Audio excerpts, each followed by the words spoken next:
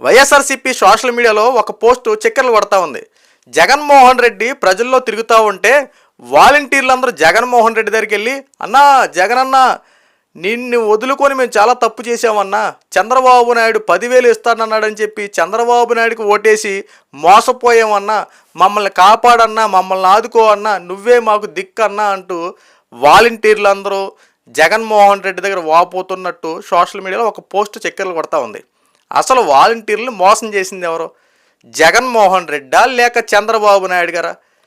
చంద్రబాబు నాయుడు గారు ఎన్నికల టైంలో వాలంటీర్లకు 10,000 గౌరవ వేతనం ఇస్తాను అన్న మాట వాస్తవమే. అలాగే వాళ్ళ యొక్క ఉద్యోగాన్ని పర్మనెంట్ చేస్తానన్న మాట కూడా వాస్తవమే, ఒప్పుకుంటాం. కానీ అసలు వాలంటీర్లు ముందు మోసం చేసింది ఎవరు ఒకసారి ఆలోచిద్దాం. జగన్మోహన్ రెడ్డి అధికారంలో ఉన్నప్పుడు వాలంటీర్ వ్యవస్థను ఏర్పాటు చేసుకున్నాడు.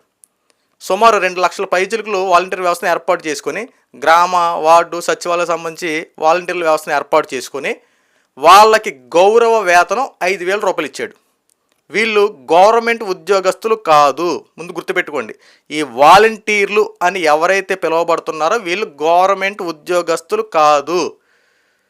వీళ్ళు సేవ చేయడానికి ఏర్పాటు చేసుకున్నటువంటి సేవారథులు అంటారో సేవకులు అంటారో, మీకు నచ్చిన పేరు పెట్టుకోండి. కేవలం ఒక జగన్మోహన్ రెడ్డి ఏర్పాటు చేసుకున్న ఒక ప్రైవేట్ సైన్యం.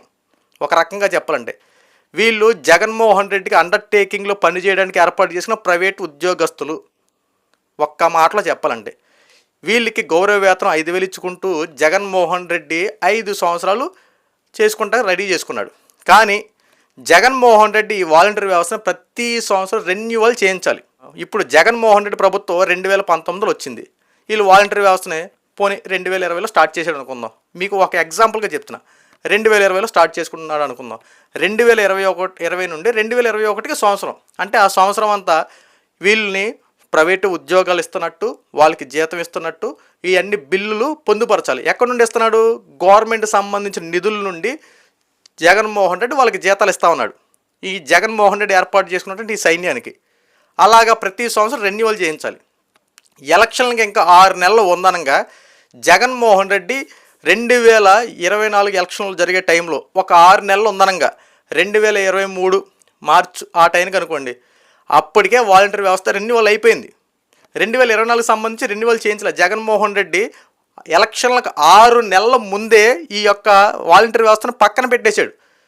వాలంటీర్లకు జీతం ఇస్తూ ఉన్నాడు. కానీ జగన్మోహన్ రెడ్డి గవర్నమెంట్ దగ్గర నుంచి డబ్బులు తీసుకుని ఇస్తున్నాడు తప్ప వీళ్ళకి రెన్యువల్ అనేది చేయించాల. కేవలం వీళ్ళు ఉద్యోగస్తులు మాత్రమే. జగన్మోహన్ రెడ్డి ప్రైవేటు ఉద్యోగస్తులు మాత్రమే. వీళ్ళకి గౌరవ వేతనం ఇస్తా ఉన్నాడు. కానీ వీళ్ళకి రెన్యువల్ అనేది జరగల. ఇప్పుడు కూటమి ప్రభుత్వం అధికారంలోకి వచ్చింది. కూటమి ప్రభుత్వం అధికారంలోకి వచ్చిన తర్వాత ఏదైతే వాలంటీర్ల జీవో ఉందో ఆ జీవోని ఒకసారి వెరిఫికేషన్ చేస్తే రెన్యువల్ లేదు. జగన్మోహన్ రెడ్డి కంటిన్యూగా ఎందుకు చేయలే? పక్కన పెట్టేశాడు. అంటే జగన్మోహన్ రెడ్డి వాలంటీర్ వ్యవస్థని ఏర్పాటు చేసుకుంది తానే.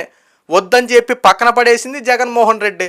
ఇప్పుడు కూటమి ప్రభుత్వం ఏం చేద్దాం ఒకసారి ఆలోచించండి. ఇప్పుడు జగన్మోహన్ రెడ్డి దగ్గరికి వెళ్ళి మీరు ఏడుస్తున్నారు కదా, అన్న జగన్ అన్న మాకు ఎందుకు జీవో రెన్యువల్ చేయించలేదు, ఎందుకు ఎలక్షన్కి 6 నెలల ముందే మమ్మల్ని ఎందుకు పక్కన పెట్టావు, మాతో ఎందుకు రాజీనామాలు చేయించావు, మాతో ఎందుకు ఇన్నాళ్ళు పని చేయించుకున్నావు అని చెప్పి జగన్మోహన్ రెడ్డిని అడగండి ఒకసారి.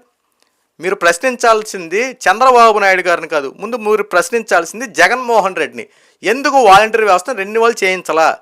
ఈరోజు రెన్యువల్ చేస్తే మాకు ఒక ఆధారం ఉండేది కదా. ఇదిగో కూటమి ప్రభుత్వం అధికారంలోకి వచ్చింది, మాకు 10,000 ఇస్తారన్నారు, ఎందుకు ఇవ్వాలని చెప్పి ప్రశ్నించడానికి ఒక ప్రూఫ్ అనేది మీకు ఉండాలి కదా. ఈరోజు మీరు ధర్నాలు చేస్తూ ఉన్నారు, రాస్తో రోకోలు చేయడానికి సిద్ధంగా ఉన్నారు. పవన్ కళ్యాణ్ వదిలిపెట్టమంటారు, చంద్రబాబు నాయుడుని వదిలిపెట్టమంటారు, కూటమి ప్రభుత్వం అసలు ఎవరిని వదిలిపెట్టమంటారు. ఓకే, వదిలిపెట్టొద్దు. ప్రజాస్వామ్యంలో ఉన్నాం కాబట్టి, రాజ్యాంగం మనకు కల్పించిన హక్కు ఉంది కాబట్టి, భావ ప్రకటనపు హక్కు ద్వారా మన ప్రశ్నించాలని చెప్పి వెళ్తున్నారు. రైటే, దానికి మేము అంగీకరిస్తాం. కానీ మీ దగ్గర ప్రూఫ్ ఏది? జగన్మోహన్ రెడ్డి రెన్యువల్ చేయించలేదు, మిమ్మల్ని పక్కన పెట్టేశాడు. అంటే మీరు జగన్మోహన్ రెడ్డి ఏర్పాటు చేసుకున్న సైన్యం కాబట్టి జగన్మోహన్ రెడ్డి ఇష్టం, కావాలితే ఉంచుకుంటాడు, వద్దనుకుంటే తీసేసుకుంటాడు. ఈరోజు జగన్మోహన్ రెడ్డి కావాల్సినంతసేపు మిమ్మల్ని పెట్టుకున్నాడు, తర్వాత వద్దని పక్కన పెట్టాడు. ఇక్కడ రెన్యువల్ చేయించడానికి జగన్మోహన్ రెడ్డి రెన్యువల్ చేసి ఈ కూటమి ప్రభుత్వానికి అప్పచెప్తే కంటిన్యూ చేయాల్సిందే కన్ఫామ్గా. ఇక్కడ రెన్యువల్ చేయకుండా పక్కన పెట్టాడు కాబట్టి ఇప్పుడు కూటమి ప్రభుత్వం ప్రశ్నార్థకంగా ఉంది. ఇప్పుడు వాలంటీర్ వ్యవస్థను ఏం చేయాలా? అందుకే కూటమి ప్రభుత్వం మీ మీద ఎటువంటి ఆప్షన్ తీసుకోవట్లే. ప్రస్తుతం పెన్షన్ల విషయంలో సచివాలయ సిబ్బంది వెళ్తామన్నారు. ఈ రోజున మొబైల్ సంబంధించి వాట్సాప్ గవర్నెన్స్ తీసుకొచ్చారు. టకా టకా అని చెప్పి మనకు కావాల్సిన ఒకటి నొక్కుతుంటే మనకు కావాల్సినవన్నీ సెల్ ఫోన్లోనే వచ్చేస్తూ ఉన్నాయి. ఇలాంటి టైంలో వాలంటీర్ వ్యవస్థ అవసరమా? ఎందుకంటే జగన్మోహన్ రెడ్డి కేవలం తన రాజకీయ స్వలాభం కోసం ప్రజల్లోకి పథకాలు తీసుకెళ్తున్నాం, ప్రజలకు చేరువుగా ఉంటున్నాం, ప్రతి సమస్య వాలంటీర్ చెప్పేసుకోండి, వాలంటీర్ తీర్చేస్తుందని చెప్పి ఒక ప్రతిష్టాత్మకంగా జగన్మోహన్ రెడ్డి వాలంటీర్ వ్యవస్థను ఏర్పాటు చేశాడు. కానీ పరిపాలన జరిగే టైంలో ఈ వాలంటీర్ వ్యవస్థను ఉపయోగించిన పనితీరు అది కాదు. జగన్మోహన్ రెడ్డి పరిపాలించిన విధానం ఏంటంటే ఎవడు మనవడు, ఎవడు పగోడు, ఎవడు మన వైపున ఉన్నాడు, ఎవడు పక్క వైపున ఉన్నాడు, ఇలాగే మొత్తం వ్యత్యాసాలు కనబడినాయి. వైఎస్ఆర్సీపీ పార్టీ వాడికి ఇళ్ల స్థలాలు రాయండి, వైఎస్ఆర్సీపీ పార్టీ కాకపోతే పక్కన పెట్టండి. నేనే ఒక ఉదాహరణ. నేను నేను గవర్నమెంట్ వ్యతిరేకంగా వీడియోలు చేస్తున్నానని చెప్పి, గవర్నమెంట్ చేస్తున్నటువంటి తప్పుల్ని ఏలెత్తు చూపుతున్నానని చెప్పి, నాకు పెళ్ళైంది, నా భార్య 2 పిల్లలు, నాకు ఇళ్ల స్థలం రాయండి అని చెప్పి వాళ్ళ దగ్గరికి వెళ్తే నాకు ఇళ్ల స్థలం మీద జస్ట్ నా కాగితాలు తీసుకున్నారు, పక్కన పడేసారు. 2-3 సార్లు ఇళ్ల స్థలాలు రాశారు, కానీ నాకు ఇప్పుడు ఇళ్ల స్థలం రాలా.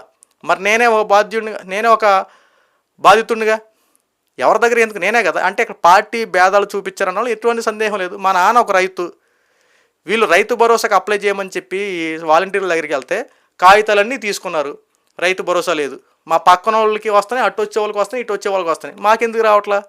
మేము వేరే పార్టీ సంబంధించిన అంటే పార్టీ విభేదాలు చక్కగా చూపించారు వీళ్ళు. జగన్మోహన్ రెడ్డి వీళ్ళని ఎలా ఏర్పాటు చేసినామంటే ఓట్లు లెక్కింపు.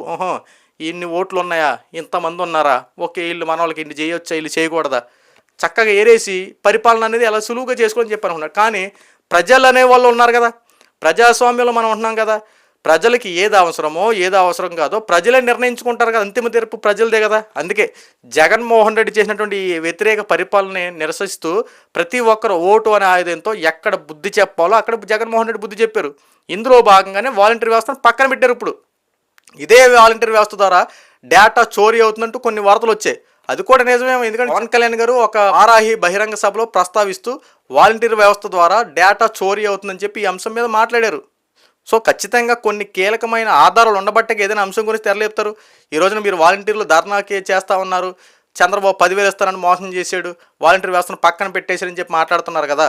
ఒక్కసారి మీరు జగన్మోహన్ రెడ్డి దగ్గరికి వెళ్ళిన మీరే జగన్మోహన్ రెడ్డి ఒకసారి ప్రశ్నించండి. అయ్యా జగన్మోహన్ రెడ్డి గారు ఎందుకు మమ్మల్ని పక్కన పెట్టావు, ఎందుకు ఇలా చేసావు, మాకు ఉద్యోగ భద్రత కల్పిస్తానని మమ్మల్ని ఎందుకు పక్కన పడేసావు, ఈ రోజున అధికారం లేకపోతే మా వాలంటీర్ల పరిస్థితి లేదా, అధికారంలోకి వస్తేనే మళ్ళీ మీకు వాలంటీర్లు గుర్తుకొస్తారని చెప్పి జగన్మోహన్ రెడ్డి నిలదీయండి. ఆ తర్వాత కూటమి ప్రభుత్వం దగ్గర రండి.